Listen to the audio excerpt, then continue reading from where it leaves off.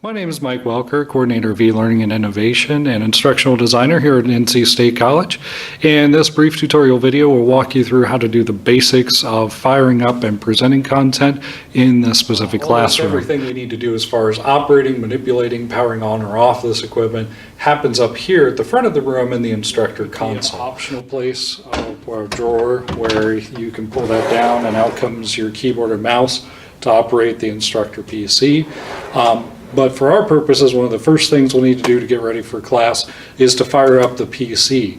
Now in this case, we'll have a solid door, but you could also have one with glass, and we'll open that up and you'll see it on one side or the other. And for almost all these guys, on the top left corner of the PC, you'll see there's a button there, and that's our power button. And if we press that, you can tell it's on by it being lighted. So in this particular classroom, the console has this sort of push button interface, which you can find as the black panel on the one of the top corners or somewhere on the instructor podium. And probably the first thing we'll want to do is fire up the projector up on the ceiling. And to do that on these, we just push the on button under display. Just push it down until it makes a hard click and then starts blinking, and then that will then fire up the projector and begin warming up, which will take about a minute or so. So to switch between the different available sources, each source that's available to us on this podium to share different kinds of material has its own physical push button. So if we want to share the instructor PC and send that up to the projector, we've got a PC button. If we push that, we just push it down, release it. That then lights up to indicate that's the active source being sent up to the projector. If we wanted to go to the DVD player, we'd press DVD, dock cam for dock cam, and laptop portable PC icon button for hooking in some sort of laptop.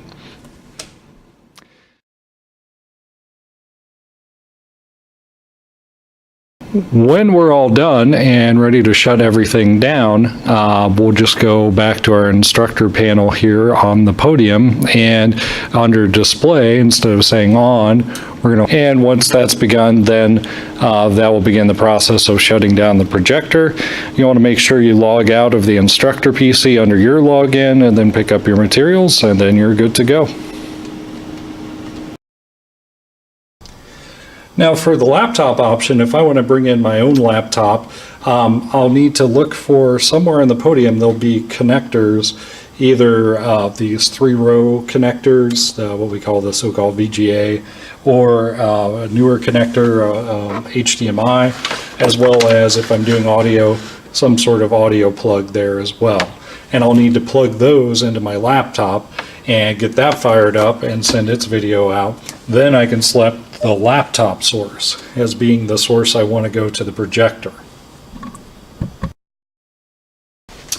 Then what I'll need to do is open up my doors in my instructor podium and look for the DVD player. Usually we will go with Sony or Panasonic if you're looking for a name, but it should say something about DVD on it. In this case, it's a Panasonic one.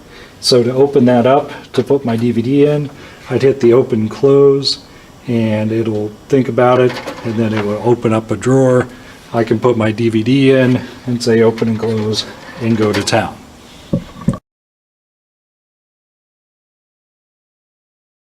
So in this particular classroom, the document camera is an Epson document camera, and this is the default folded up state that you should see it on the top or on a shelf beside the podium. And a document camera is a great little device for being able to show artifacts or real world objects, models, any sort of material like that, printed material, whatnot, that you can then zoom in and blow up and manipulate and turn around live on the projector. So you basically got a camera on an arm is basically what you've got with this. To make the Epson work then, if you're seeing it in this folded up state, what you do is you just grab hold of it and then just pull it up and then stretch it out over whatever object you want to be able to cover on the stage. So in this case, we'll just say it's an iPhone.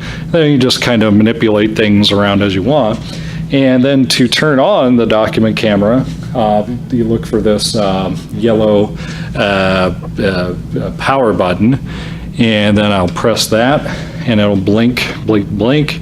And then once it's a solid green, that's on. And then if I've selected on the podium the doc cam as my source, then whatever image is on the camera is capturing is going to go up to my projector there. And I've also got zoom in, zoom out capability on this with this button. And then I've got a giant focus button to kind of force it into autofocus. When I'm all said and done, what I do is I hit the power button twice, go back to a yellow state, and then I can fold up the arm if I want to, but at that point I'm good to go. One other item to look for is this little black Kensington remote. If I'm doing some sort of slide deck presentation, remote connection to the instructor PC, so I can advance a slide or go back a slide or hide or use a laser pointer. That's the bare bone basics of getting into this beast, firing everything up. You use a quick tour of some of the possibilities that are here and then shutting it down. Word of a caution on this, don't feel intimidated by all this, and likewise don't feel like you have to use all these woozles just to use them. Make sure when you're always using instructional technology, it's situated in a context of best practice. If you'd like to talk more about those or how to have effective use of your multimedia, you can get a hold of us at elearning@ncstatecollege.edu, 419-755-4706. Be happy to work with you in whatever questions or topics you want to work with. Other than that, have a great class.